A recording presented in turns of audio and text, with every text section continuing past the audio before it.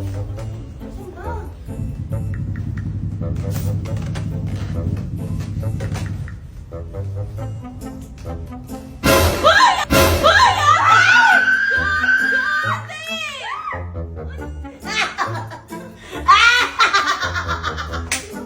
pakailan ka pala sa anak mo, ano?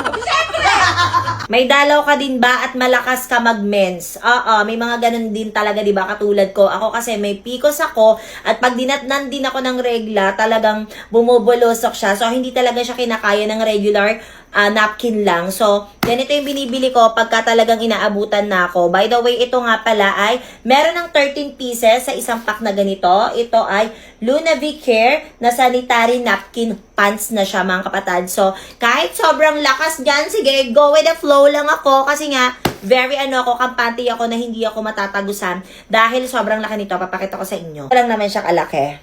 Diba? Ang laki. Kasi nga, pants style na siya. So, pagka binuksan nyo yon ganito siya. Parang napkin lang, hindi siya na maliit. Very hygienic na rin siya kasi may sarili siyang lagayan. Tapos, pa-pants siya. Ayan, ganito yung style niya. Pinili ko nga palang size is XL to 2XL. Ito, papakita ko sa inyo kung gaano siya kawakwakable. Ganyan siya.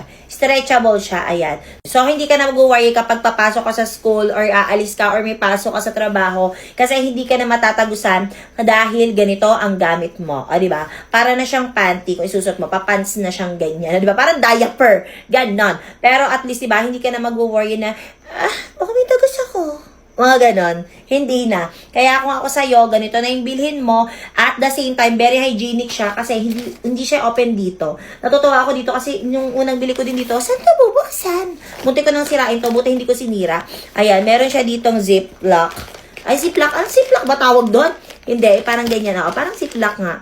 Tapos, igaganyan mo lang siya. Makikita mo na yung mga pants na yan. So, kung ako sa inyo, kung malakas ka din mag-mens, bumili ka na ng ganito para hindi ka nag-aalala, ilalagay ko sa yellow basket. Check out ka na.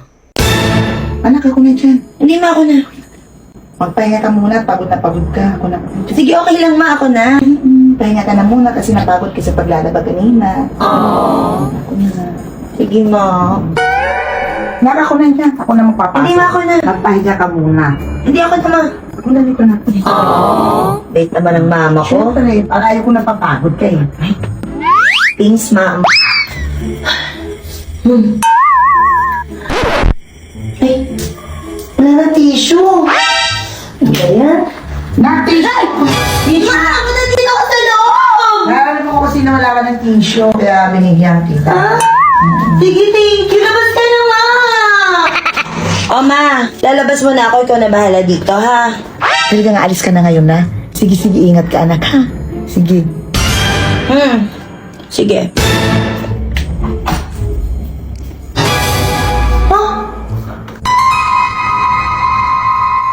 Sakit ko to, ma! Mama! Naku, lagot ako kay Aya. Nak, sorry, di ko sinasadya.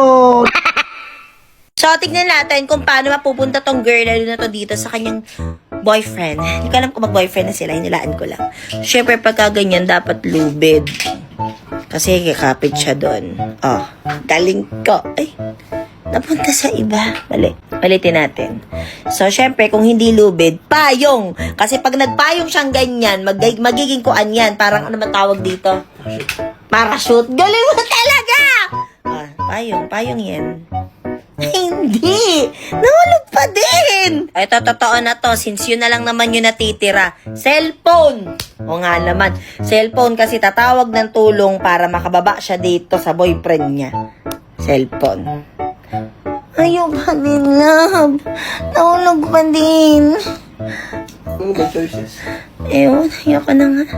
Ito yung sinasabi ko sa inyo na boxer short na binibili ko dito sa TikTok. Yes, mga kapatid. Actually, dalawang set to. Ayan, pakita ko sa inyo yung proof. Dalawang set to na binili ko kasi nga, yung unang nabili ko nito is sobrang nagandahan talaga ako. Kaya nag-order pa ako ng mas marami pa kasi pag sa bahay, gusto ko naka-boxer short lang din talaga ako. So, hindi lang mga lalaki ang pwedeng mag-boxer short, kundi tayong mga babae din. Tsaka, ang komportable nito isuot, mga kapatid. Alam nyo ba? Very stretchable to. Ayan, hindi siya katulad ng ibang mga boxer na yung parang masakit siya pag suot, parang masikip, ganun. Oo, pero ito hindi. At the same time, sobrang ganda rin mga kapatid. Hindi siya makapal, hindi manipis. Sakto lang din siya. At ang gaganda ng kulay na available to mga kapatid. Ayan, as you can see. Ang ganda. So, pwede nyo ito ipangloob kung palda man kayo, especially pasukan na ngayon. Kung naghahanap ka ng magandang panloob dyan sa palda mo, well, I must recommend this. Ilalagay ko na sa yellow basket, itry nyo na rin. So, matutulog na sana ako, pero nakita ko tong, yung sikat ngayon dito sa TikTok na scar sheets, silicone scar sheets, yes. So, pwede daw to sa mga meron yung mga dark spot na mga dito, acne scars, ayun, yung mga merong mga stretch marks, yung mga ganun. Pero hindi ko pa din kasi siya natatry. And may nakita din ako na ginamit to sa mga yung open pores. Ako kasi ngayon, tignan nyo ha, hindi lang masyadong kita dito sa camera, pero sa personal, yung mga yung mga pores ko, naka-open talaga siya. So, hindi ko alam kung paano gagawin ko. Pero may nakita nga ako dito sa TikTok, kaya napabili ako na ginamit daw to. So, ibababad ko siya overnight, tapos tatanggalin ko siya bukas. Tignan natin kung talagang totoo siya. Ang dami ko ditong mga dark spots, yung mga pinanggalingan ng mga ang tawag dito, ng mga pimple. Syempre, tao lang naman din tayo. Talagang meron tayong mga ganyan. Ayan. Gawin natin siya dito sa, ba't naman pati ilong ko nalagyan? Kita niyo sa camera ha. Ewan ko kung nakikita niyo sa camera yung mga pores ko na naka-open. Natin dito sa may noo. Ayun na, may mga pimple pa nga ako dito. Sabi dun sa feedback ng mga napanood ko is effective daw din talaga sa kanila to, especially yung merong mga stretch marks, mga ganon. Pero kasi hindi ko pa siya na-try, kaya hindi ko masabi na effective talaga. So, ibababad ko siya, matutulog na ako ngayon. Papakita ko sa inyo bukas kung ano itsura. Kasi ko lang tanggalin na natin tong mga nilagay ko sa mukha. So, unahin natin to. Tingnan natin kung may pinagbago. Ooh! Galing naman ito. So, as you can see, yung pinagbabara ng trip na to. Uy, ang galing naman ito. Ito. Wow. Ang galing. Oo nga, no. Galing. So, itatry ko to everyday. Tingnan natin kung may changes talaga. Pero as of now, so overnight ko lang siya binabad. Uy, nakaka-amaze. Galing.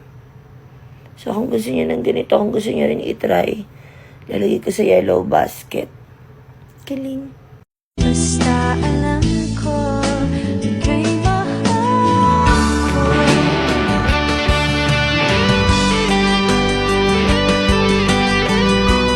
Kung ikaw ay may pagka-conservative pagdating sa iyong katawan at hindi ka masyadong confident, well, may nakita ako ditong cover up. Tignan nyo ang cutesy. O, diba? Sa mga katulad ko yun na plus size, na walang confident na magsuot ng swimsuit, syempre, diba, katulad ko, ayan.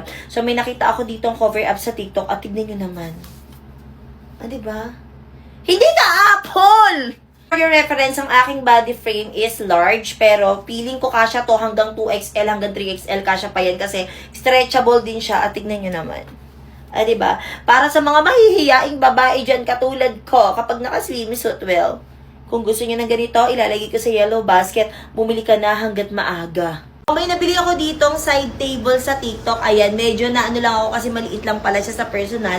Pero, carry na to dun sa kama ko. Saktong-sakto lang yung size niya para dun sa kama ko. Tignan nyo ang cute silang niya, oh. 'Di ba? So, kung naghahanap ka ng side table, ayan, para sa iyong mga kama or parang study table nyo na rin. Pwede rin to mga kapatid. At the same time, mura lang din kasi. Alam ko meron tong dalawang available size pero mas maliit lang yung nakuha ko. 'Di ba? Mura lang din to. Kaya kung gusto niyo ng ganito, kung naghahanap kayo ng side table or ng coffee table nyo, ayan, sa gilid ng iyong kama, well, ilalagay ko sa yellow basket, mag-check out ka na.